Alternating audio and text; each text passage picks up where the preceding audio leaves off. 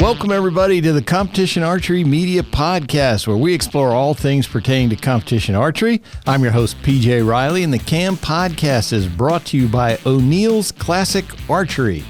With us today, fresh out of school and fresh off a big win in Reading, Bodie Turner. Thanks for being here. Yeah, thanks for having me. So, Bodie, before we get to Reading, you said you're in 10th grade, and so you won Reading, one of the biggest tournaments in the world, on Sunday, and then you're back in school. Yeah. Did you make it back to school on Monday, or? No. No, okay. No, we stayed. My dad said if I won, we could stay in Reading through Monday, and we didn't have to go back Sunday. So I was able to win, and then I got to have another day off of school, which is always nice, but then I got to catch up on more stuff. Then you got to catch up. What school do you go to? Eatonville High School. Eatonville High School, okay. So let's talk about Reading first. That was your first time winning that in the pro class, correct? Yep. Okay. I imagine, especially being from out west there in Washington, that was one that you wanted to win. That was one you wanted to check off your list, I would imagine. Yeah, it definitely was. That's pretty much all we shoot around here, unfortunately. I mean, I do love safari, but I wish we had some more stuff like ASA around here. Oh, gotcha. Okay. Yeah, that would be far for you to go to all those ASAs. I mean, that's about as far as you could go in the country anyway. Okay, so Reading, I mean, that is a marathon. 70 targets, 140 arrows.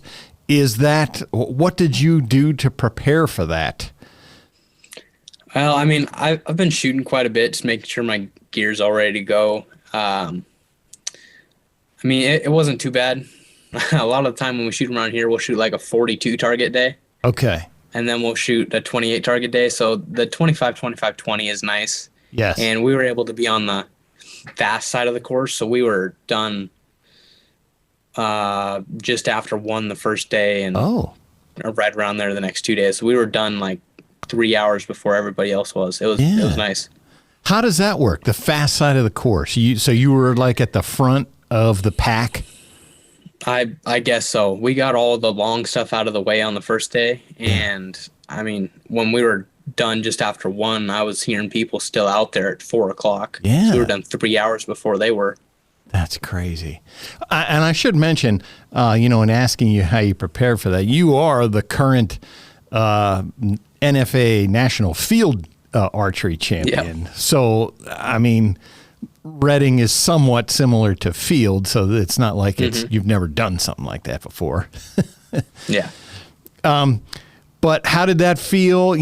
I've talked to other folks who have won it. That last day, you don't really know where anybody else is, what their scores are. All you can do is shoot what you shoot. And I think you dropped 1 point the first day and 1 point the last day, if I remember. Yep. How did you feel that last day, knowing people were behind you? I think you had I forget, 3 or 4 point lead over Gaius and the others at second going into the last day. So you knew you had a little bit of room, but how did you feel? Yeah, I mean, I knew I had there was one person 1 point behind me, but I'd heard that he had to shoot pretty much all the long stuff that day. Oh, gotcha. So I figured I probably had at least about a 2 point buffer. Yeah. And we started off on the Cross Canyon Bears. Yes. And I was able to do well on those. There was 0 wind in the morning, which was really nice. But third target that day was the 3-yarder, and I somehow missed that one. So that was a feat in itself. But so of all the targets out there, out to 101 yards, you missed the shortest one. I did. Yeah. that was not the most fun, but. Well, and to be fair, for folks who don't know, 3 yards, that's not, and I mean, you got to practice that one. That's not as simple as you might think, and what you have to hit is pretty small. Yeah, I mean, I'd shot my 3-yard mark in twice, made sure it was perfect, first and second day when we got back to the house, and it was right on the money both times. I'm like, okay, cool. Yeah. It's going to be easy. Stepped up there, and I was on the furthest right side of the stakes. and Tim Gillingham did his little like a disto from the furthest left, and he's like, it's 8.6 feet. I'm like, okay, that's fine. And so I took like just a little tiny step behind, like I was right at the stakes, but I was like just a smidge behind them. Like, okay, this should be exactly 3 yards. And then I shot an inch over the dot, and I'm like, that's not good. So, and then I just aimed an inch below the dot on the next one. But yeah, that was interesting because we ranged it again from where I was standing, and it was almost 11 feet. Oh, okay.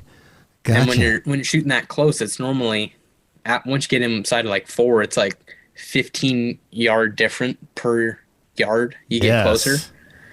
So I would have had to set a sight 10 yards different to hit that dot from where I was at. Wow, man.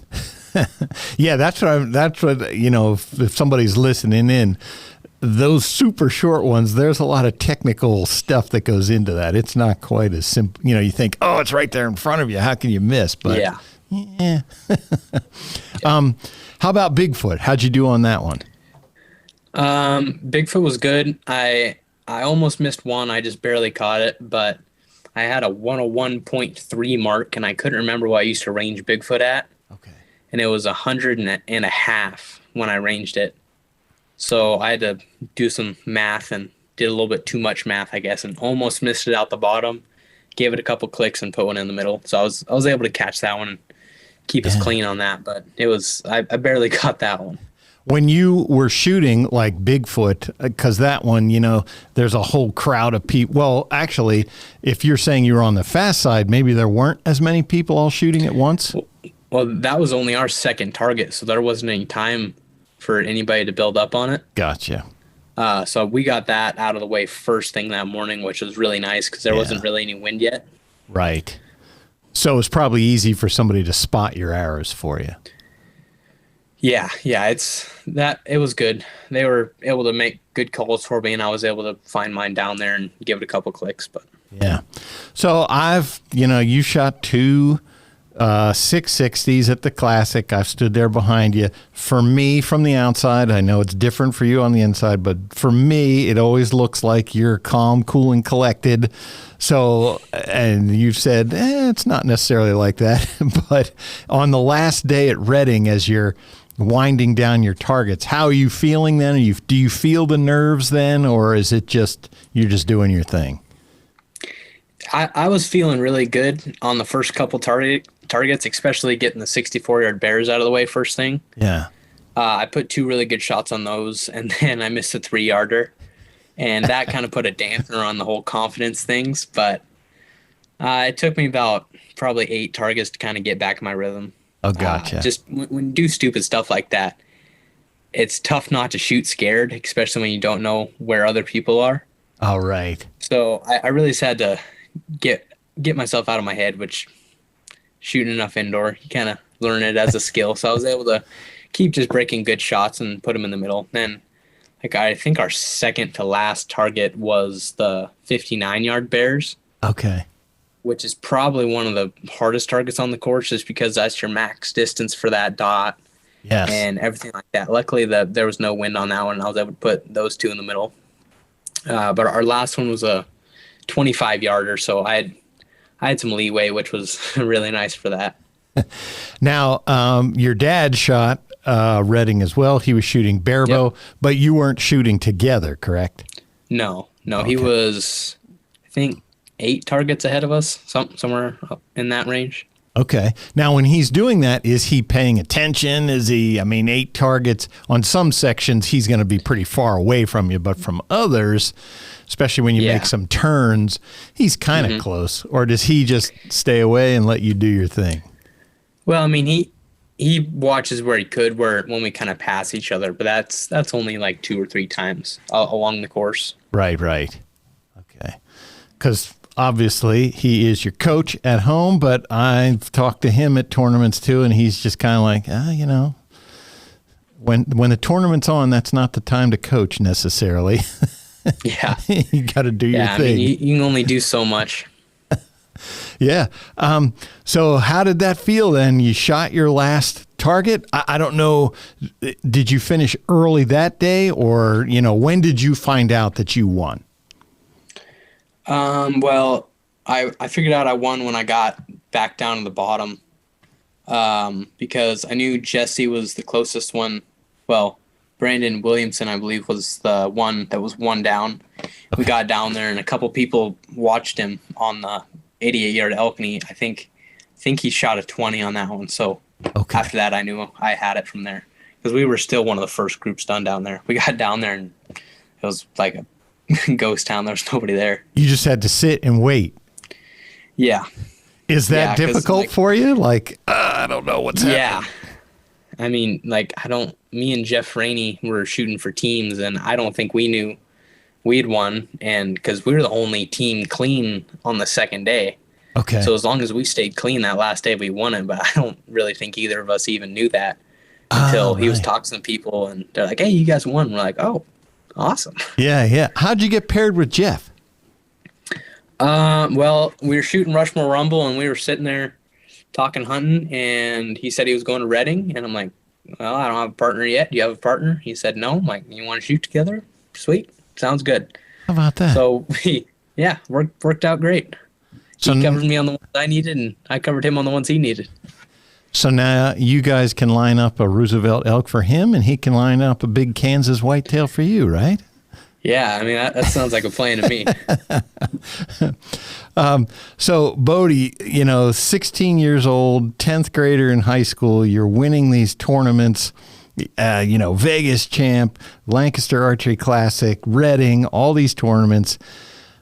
Has that sunk in for you? First off, just what an accomplishment in archery that is, but then also what an accomplishment for someone who's 16 years old. Yeah, I mean, it's a great feeling to know that I am doing what I'm doing.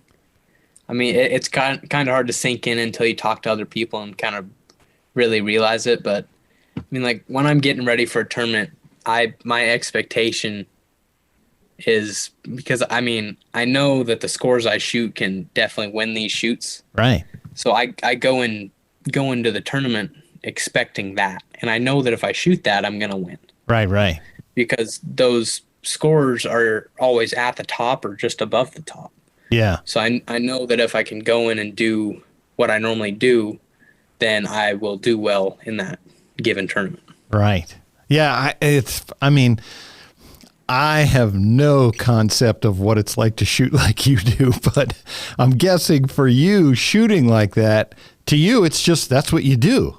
Some people think, oh man, that's awesome. But for you, it's like, yeah, that's how I shoot. Yeah. I mean, like going into Reading the weekend before, or I don't know if it was the weekend or 2 weekends before, but we had our state safari shoot, which is same format as Reading. Yeah.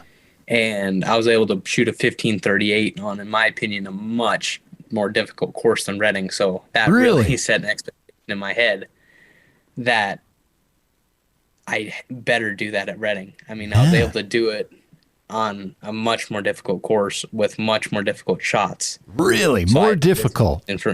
Way more difficult, yeah. Wow. In terms of like angles and stuff, or distance? Well, I mean, they're all the same distances, it's just different angles. Like they have a 40-degree downhill shot at 40 yards. Yikes. So you're cutting 7, 8 yards on a 40-yard shot. Jeez. So it's of course the same. It's the same style as Reading. The distances are all the same, like a field course. Mm-hmm. It's all the same. Yep, but it all same distances, same dot sizes, just depends on the course. Yeah. Wow. More difficult. How about that? So you did that, you said the weekend before Reading. I believe that's when it was, yes. Gotcha. And 1538. So at Reading, what was your previous best score? 1534, which I was not very happy with. Right. Yeah, I wasn't pumped with that score last year just because I made some stupid mistakes, and it definitely cost me 3 or 4 points off that because I was shooting not quite as consistent scores as I was this year, but I was shooting I mean, in the same ballpark of scores.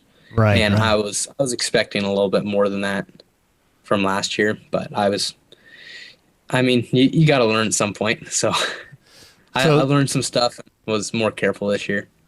So the question that I've always wanted to ask you is, okay, so you come into the archery world, and the archery world is not big compared to the rest of the world, but in the archery world, everybody knows who you are. You're winning these huge tournaments. So you come back and you go to school. At your school, do they know what you do and what level you're at? Most people don't. I mean, some of the teachers kind of do, Yeah. but That's crazy. I don't think most of the kids need to know there. The people, all my friends know. You sure? Your friends do. Yeah, they're all supportive of it, which is awesome. But there's no announcement in the mornings, like before school. Hey, Bodie Turner won the Reading Championship this weekend. No announcement like that? Yeah, well, after I won Lancaster, they announced over the intercom that I won Vegas. Oh. So I got back and I got a couple texts like, "Hey, congrats on Vegas." I'm like, I haven't even shot that yet. So that's always interesting. But I mean, nobody knows what it is, really. Right. That sounds about right. Yeah, they're like, "Oh, you won a big indoor event. Well, that's got to be Vegas." Yeah, right. Yeah. So, with you having this success so early, like what are your goals? What do you have? What's out there for you yet that you want to do? I definitely have some. I want to be the first to shoot a 90X at Vegas. Okay. I shot my first 30X there this year, so that's kind of the benchmark. I'm planning on shooting 3 of them next year and calling it good. Right. And then shoot 1540 at Reading, because I mean it's definitely doable. The 2 that I missed this year definitely shouldn't have missed, but I missed the 77 yarder and my marks were just walking a little bit low and I didn't realize it. And I missed by probably a little less than a millimeter. So that one kind of hurt. And then I missed the 3 yarder. That one hurt even more. Yeah. But yeah, so I mean, and then I got one goal for field this year. I really want to shoot 112X perfect field round. Okay. I've shot 108 in practice on a flat course, and I really want to get that done this year.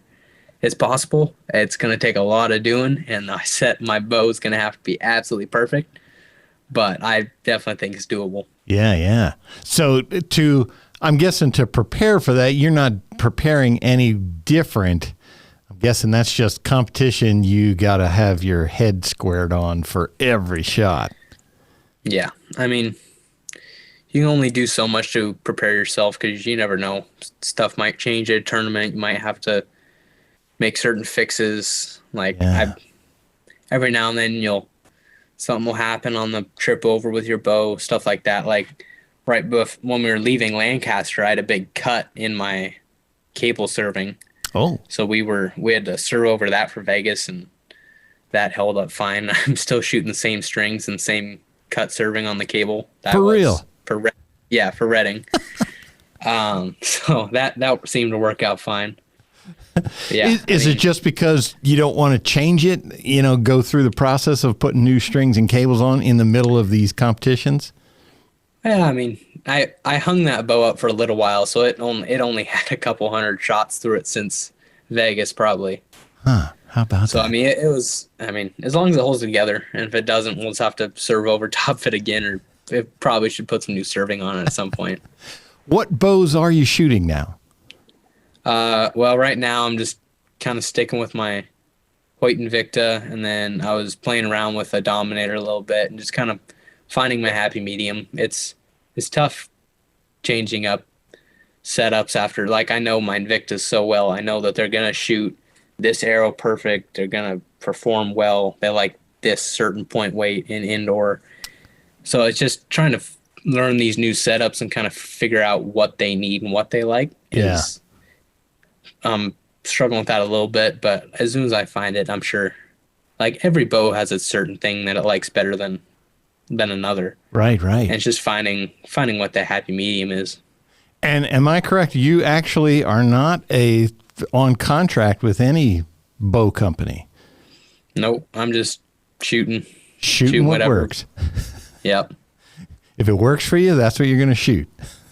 Yeah, exactly. It's a good feeling. You don't have to worry about stuff, and contracts aren't quite as big when you're still in high school. So you might as well shoot what you're going to win with, because shooting a bow you're not going to win with, you're not going to get any money. So what are your plans after high school? You're in 10th grade now. You got 2 more years.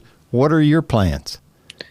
Well, I'll be helping with the shot IQ stuff for sure, and I'll definitely be shooting still, and I'll have to kind of figure out the whole game plan when I get to it. But right now, it's just shoot and help out with my dad, and hunt a lot, probably.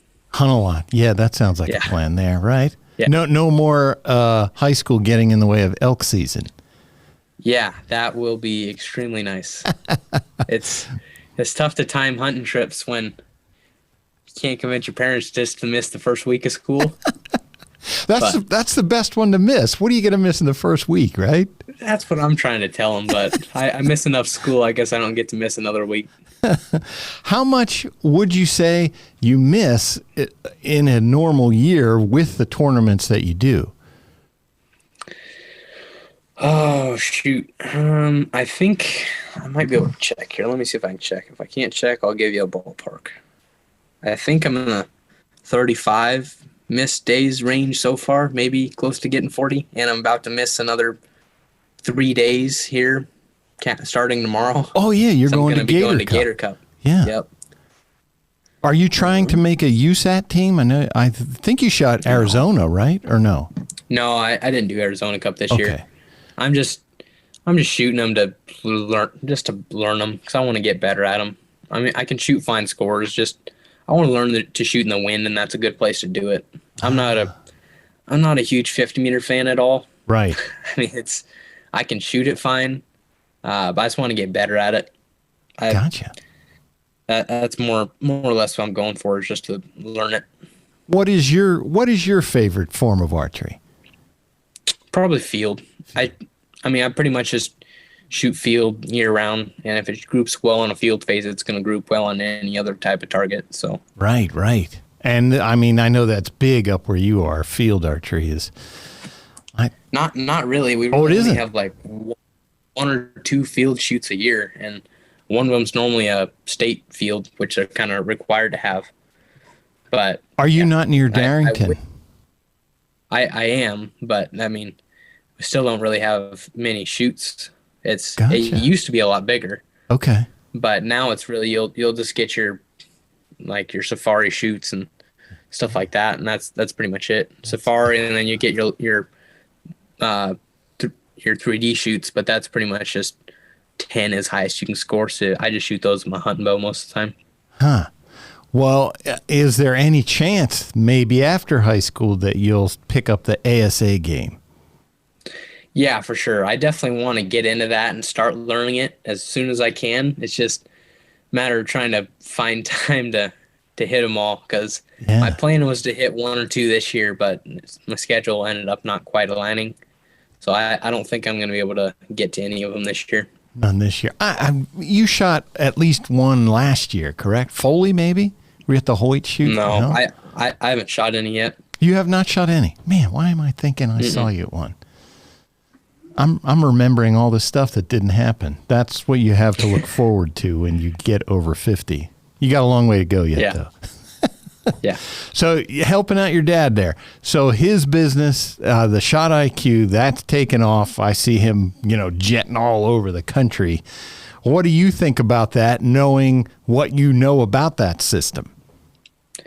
I mean, I think it's awesome. It's the reason I am where I am in my mental game and all my shooting. I mean, there's a lot of people who can shoot well and shoot the same scores that I do. Yeah. But when it comes down to it, it's your mental game. Like, I know multiple people who can shoot the same exact scores than I can in local stuff, and they'll beat me in local tournaments fairly regularly. But we get to a big shoot, and it's not even close again. Right. Like, you get to Vegas, and I mean, It's not even close. It's just that mental game portions, people don't realize how important it is. And until they're standing there. Yeah. I mean, when you can put a super strong mental game in with a absolutely perfect setup, it's pretty much unbeatable. Yeah, yeah. Is there a basic, like, shot IQ at its most basic element? What is the most basic? I guess that's the question. What is the most basic element of shot IQ? Yeah, I mean, the main thing is teaching is just how to shoot under high stress and what decisions you need to make when, why you make them, and really all that, and just how to put it all together into one shot and why you need to do that. Yeah. So when you're at full draw, and I've heard you talk about this, you're talking at the Classic, that sometimes your sight was going way off target, but it's your brain that's bringing it back. Am I correct on that? Yeah. I mean, for indoors especially, indoors I really focus on a fast aiming bow over a well aiming bow. Of course, I wanted to aim in an acceptable range. Right. But I set up a bow to shoot well when it's not holding well indoors. Right. Because in my opinion, there's a difference between the bow that's going to practice the best and a bow that is going to compete the best, in indoors at least. Uh-huh. Because when you're just shooting and practicing, if your pin just doesn't leave the X ring, you can shoot 30 X's all day if your bow's set up well enough.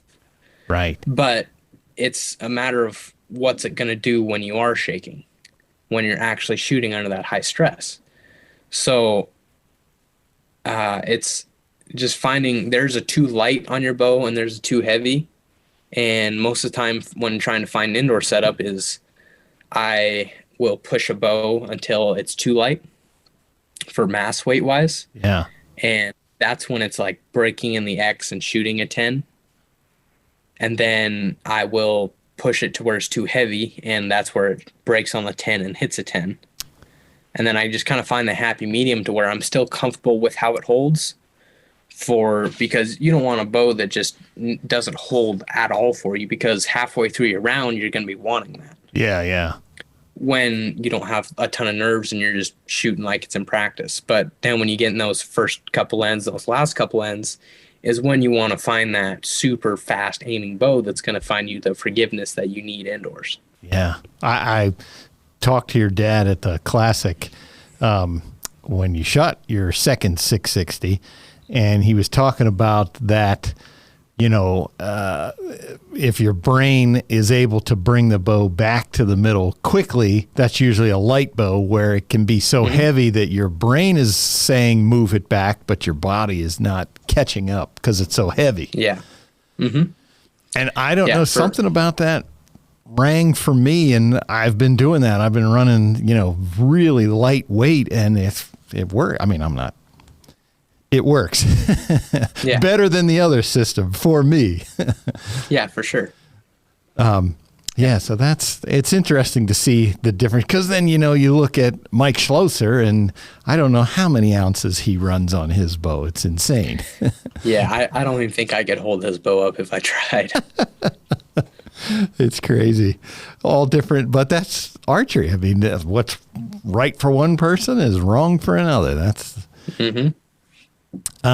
So the big indoor tournaments that you do are at Lancaster, Vegas, NFA Indoor Nationals. Do you don't go to Iowa or?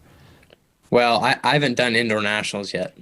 Oh, you didn't do indoor nationals? Man, I am just off the mark today with what you've shot. You've never shot indoor nationals?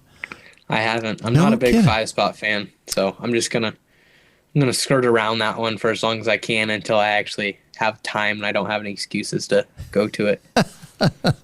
Gotcha. So what are the other big, for you, indoor shoots that you do? Well, I did Rushmore Rumble, I did Lancaster, and then I did Vegas. No, those were the 3 that I did this year. So you did those 3, and then you're going to do Gator Cup. You're leaving for that tomorrow. Yep. Are there other USATs that you're doing this year? I'm gonna do SoCal, and I think that's probably gonna be my last one. Okay. After that, it's just shooting field.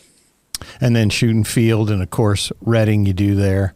Yep. So that's a pretty busy schedule, but obviously if you had more time, I'm guessing you'd pack some more in Yeah, there. I mean, if I had more time and didn't have to worry about school and assignments, I'd go to as many as I could. But How do you do in school? Is that one of the trade-offs that your parents have? Do they insist, hey, you got to keep those grades up if you want to shoot? yeah, I got to keep good grades to be able to go to tournaments.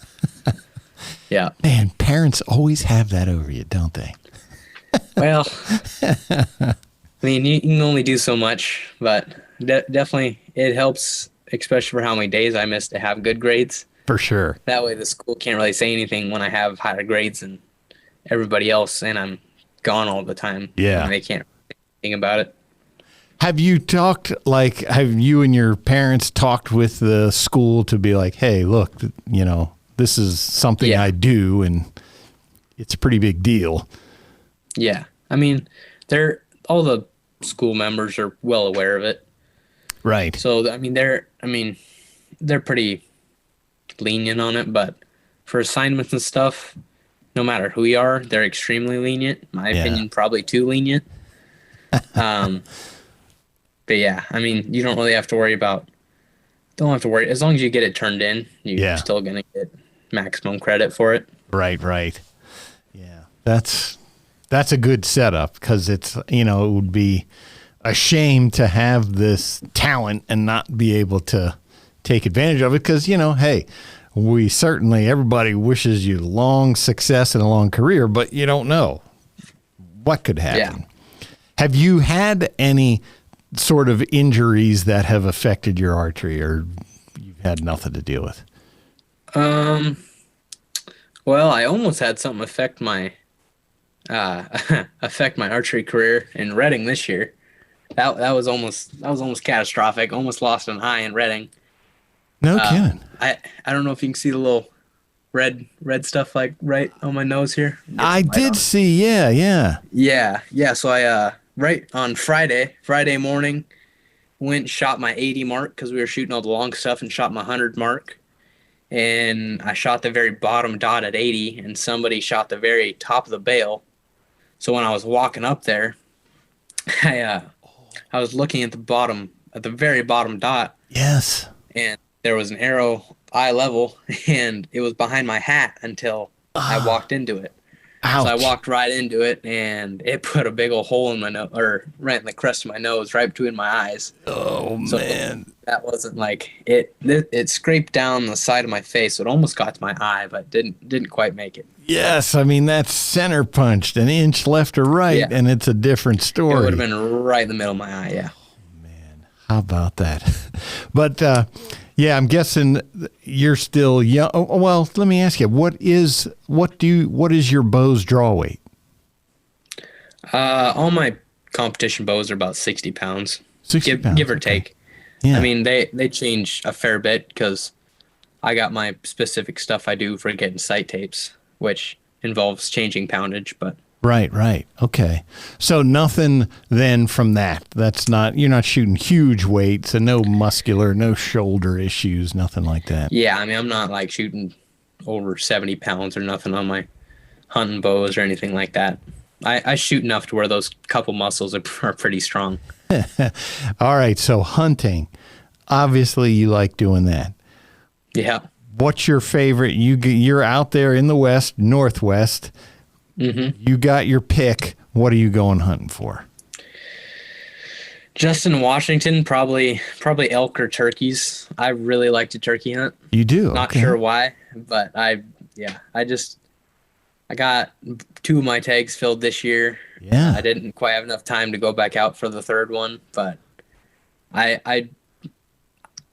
blacktails have been fun the last couple of years. Been trying to do spot and stock blacktails, and that has been a blast, but they're tough to get for sure, especially in Washington. So turkeys up there, are you calling? Are you in a blind? Are you spot and stalk? How are you doing that? Yeah, it's pretty hard to spot and stalk turkeys up here with a bow. At least you could definitely do it with shotgun. I mean, you could do it with a bow. I've tried it a little bit, and if I was, I could have shot a couple in the head, but I chose not to because I was right by my blind, so I ended up killing them later.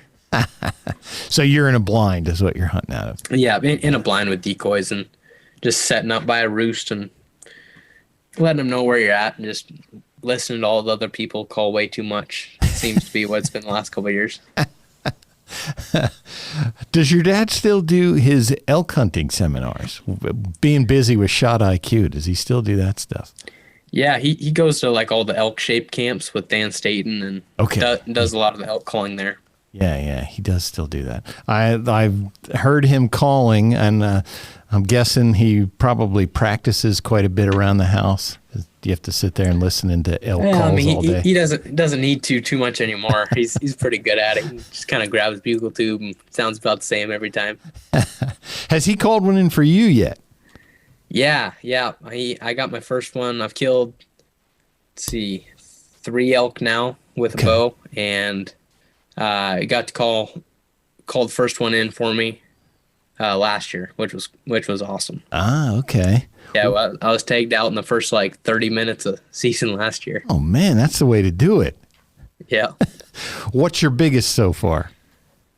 Probably, well, at least my favorite one was probably the one last year. Just it's weird for genes around here because I shot probably 5-year-old elk, which is pretty good for age, but yeah, he was just a 4-point on each side. Just when he was coming in, he looked like a giant, super heavy spike until he turned in. I saw 4 points on each side. I'm like, okay, well, that's legal, and smoked him.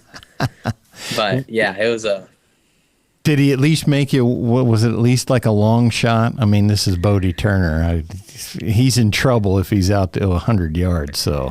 Yeah, I mean, he would have been fine if he was at 80, but yeah, I ended up shooting him at, I think it was 12 yards and 30 yards. Oh, jeez. Well, you got 2 into him.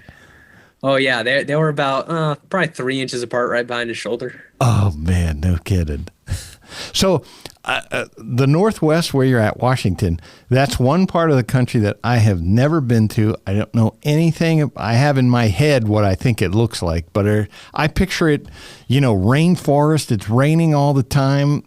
Yeah. What's it like where you hunt? Is it like that? It's super thick timber. Okay. Yeah, super thick timber most of the time. When you get into the clear cuts and stuff, it gets a lot better, and there's certain ways to hunt certain different types of clear cuts, and I've been getting pretty good at that for blacktails, which has been fun the last couple of years, but still learning it. Is there lots of like where you live? Are you in a rural area? Is it suburban? Yeah, I'm in a little town. Okay. Kind of by Seattle. By Seattle. Okay, not too far. Yeah, how far from Seattle are you? Probably a little over an hour. Oh, that's not too bad. Okay. I'm guessing that's where you fly out of when you go to tournaments? Yeah, we fly out of SeaTac. Gotcha. So at what age did you yourself think, this archery thing might just turn out for me. I might be all right to do this. Well, when did that light turn on for you? Probably when I was 11. I got into competitions like target compound, stuff like that when I was probably when I was about 10. Okay. I kind of really started to get into that and started to actually do stuff that wasn't just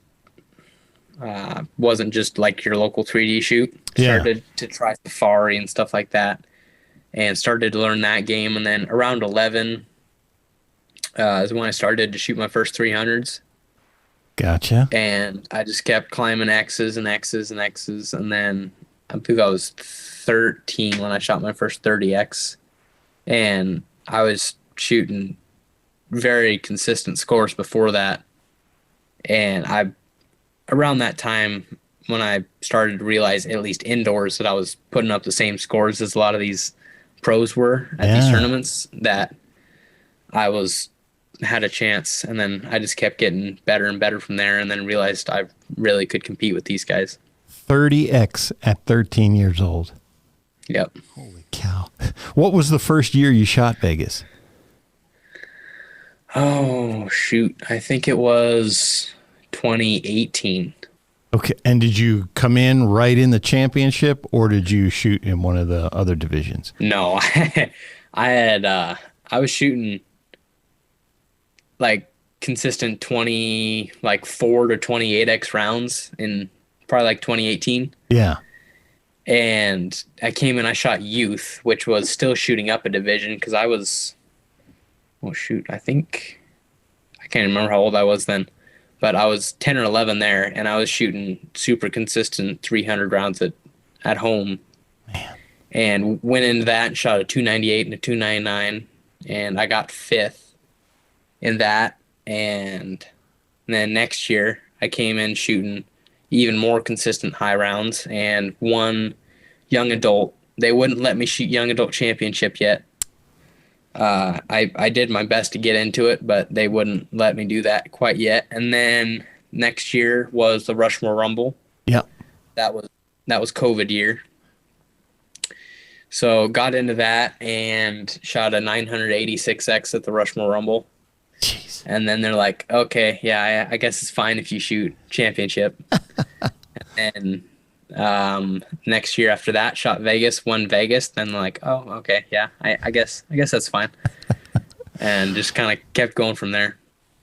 What's that like for you? I mean, obviously, especially shooting the championship, everybody is older than you. Yeah. Does that bother you? Does that feel weird? What's that like to be out there shooting with all these older people? I mean, I've been doing it since I was a little tiny kid. I've always shot with people older than me, and I'm used to it at this point. It's fun to shoot with all these guys that have been doing it. I've been looking up to them for so long before I was really even into it. Yeah. Just getting to talk to like Jesse and Chance and Levi and all those guys. It's pretty cool. I was going to say, well, coming into it, like when you're just getting into the championship, who was your favorite archer coming up? I mean, I used to always love Jesse because I used to shoot the same bow that he did, shoot the Procom Elite FX, and yeah, that was always really cool. It was fun to finally get to meet him. Yeah. Have you ever had the chance to shoot like alongside or in the same group? Well, you said at Reading with Tim Gillingham. Yeah. I would imagine that's a unique pairing, him and you. Oh yeah, we're on complete opposite sides of the spectrum on pretty much everything on how we set up bows and how we shoot bows. But I mean, hanging out with Tim it's always a good time. Does he ever try and give you advice? Say, you're doing this all wrong. I mean, we talk a lot about it, but I think we both realize and think we're doing the wrong stuff. But I don't understand how I could ever get anything like that to work for me. Nobody does. That's for sure. It only works for him. Yeah, it's few and far between. But your release? Which release do you shoot? I'm shooting a Stan Onyx right now. Okay, the hinge. No, the thumb button. The thumb button. Okay. Yeah. Do you always shoot a thumb button? No, this is my first time really getting into a thumb button. Okay. I thought I remember you shooting. I really like it so far. I've shot a hinge for a long time since I started, and just kind of recently I've been playing around with that Onyx, and I really like it. So that's what I was going to ask you is, do you play around with, even shooting as good as you do you play with different stuff, like different releases? Oh, yeah. I mean, yeah, I've shot a bunch of different bows, a bunch of different releases, a bunch of different arrows. Yeah. I mean, stabilizer setups? You mess around with that. Okay. Yeah. I mean, I'll play with stabilizers a ton because how it holds one day is normally not how it holds the next day. Well, at least in some situations. So I'm always playing that. Yeah. And now for your thumb trigger, how are you activating that? Are you just pulling or are you relaxing your hand at all? I'm pretty static. I don't really pull on it at all. Okay. I just kind of squeeze my whole hand together on it. Oh, okay. Gotcha. Just kind of bring everything in together until it goes off. And are you set heavy or light? A little bit on the lighter side, just kind of so I can relax through it and I don't have to build too much tension in the shot. Gotcha. Have you seen how light Kyle Douglas sets his release? I have, yeah. Does that scare you? It scares me, and I don't even shoot. Not really. I've shot releases that light before. It's not that's a little on the too light side, but yes, he's taken his release before and said, "Watch this!" It just like snaps a little bit and it goes off. Oh yeah, I've shot with a guy around here who used to be able to just like barely even blow on his release and it would go off. And it would go off. But he was shooting a pretty relaxed cam, and I let him shoot my bow one time. And I had just got like my first set of X10s. Oh, brand no. new tungsten points. I'm like, these things are awesome. First thing, I'd had them for one day. Oh, no. Went and shot a tournament with him, and he shot a one into a 2x4 first things. That's like a $40 mistake right there. Oh, yeah. I was not too excited about that one. And what arrows are you shooting? Are you shooting Eastons? Yeah, right now I'm shooting a 410 X10. Okay. Just the white label ones. And your indoor arrows are which ones? Well, I shot the same two arrows, just probably about 30 different configurations this year, but it's either a Super Drive 27 or this year I shot the 2712s. 2712s. Okay. Any preference there, or does it change depending on how you're shooting? Well, most of the time I'm a carbon arrow guy because I run a extremely light arrow indoors. Okay. Just because I think when you get a light bow and a light enough arrow, there's a too light. Yes. But when you can find that happy medium, I think that's a lot more forgiving. And I used to struggle because nobody makes a light enough point for a 2712 because everybody's like, oh, you need 250 grains in the front of it. Yes. So I ended up putting a Super Drive 27 130 grain point, which fits not that well. In the end of a 2712 this year, and I had two different bows set up, and one shot pretty well with my Super Drives, and one shot pretty well with my 2712s. And on the plane over to Lancaster, I'm like, man, I should really flip-flop these and see how my aluminum shoot out of my Invicta. And then went and shot a Lancaster that night, shot like the cleanest 660 I've ever shot in my life. No kidding. Cool. These will work just fine. So ended up running those, and those seem to do pretty good for me this indoor season. Bodie, I am hearing things here that's making me feel good about myself. You like super light indoor arrows. I have 120 grains in my 27s. I have old Carbon Express tank 27s. I have 120 grains. I shoot lightweight on my stabilizers. And I always thought I was weird. And here, Bodie Turner's doing all this stuff too. There's hope for me yet. Yeah, I would say if you can get those two in conjunction with each other, that's probably the most forgiving indoor bow you will ever find. Because indoors just as much about forgiveness and consistency as it is accuracy. Yeah. What lens are you running? What power lens are you? I just switched to a 5 power. I hadn't had a 5 power, and I picked one up at Reading and ended up shooting it at Reading, and I really liked it. But before that, I've always just run a 4 power. 4 power for everything, or? Yeah. Everything. Okay. But I never run a clarifier up here just because it rains at pretty much every tournament I go to. And because you're young and you can see. Well, I mean, if there's an orange fuzzball down there, if I am in the middle of the orange fuzzball, it should hit the dot. I like that. It doesn't get any better. I need every piece of glass in there I can get just so I can see even an orange fuzzball. I got the advantage on that one, but when it rains so much up here, it gets pretty annoying having to take your clarifier out every couple shots. Yeah. Now, so your dad, his big thing is shooting barebow. So he's on the other end of the spectrum from you. Do you ever have the urge to pick that up, or does he ever have the urge to pick up an open compound setup? Well, I used to swear I would never put a sight on my bow Oh, until I was okay. about 9 years, yeah, about 9 years old. Before that, I would swear I would never touch a sight. No kidding. And then one day we had one sitting in our workbench. I'm like, I'm gonna try one. And then my uncle had a target sight, and then I put that on. Uh-huh. And then I got some stabilizers, and then I got a new target bow, and then I just went down the wormhole from there and kept on going. Now I got way too much stuff. And your dad never threatened to disown you as you were going down the rabbit hole there? No, I was doing well enough to where he was fine with it. But yeah, I shot bare bow and with a long bow for a really, really long time. I was quite efficient with one for a while. Yeah. Um, I still shoot recurve every now and then when I got time. But Oh, that's what I was going to ask. summers- Yeah, in the summers, I always make sure I got one set up to where I can just go shoot dandelions and stuff out in the field and 3D targets. Nice. Yeah, that's, oh man, I can't remember where I met your dad the first time. Was that a traditional shoot out here in Pennsylvania? Oh yeah, you're out at ETAR. ETAR, that was like, Yep. that might have been 10 years ago or so. And Yeah.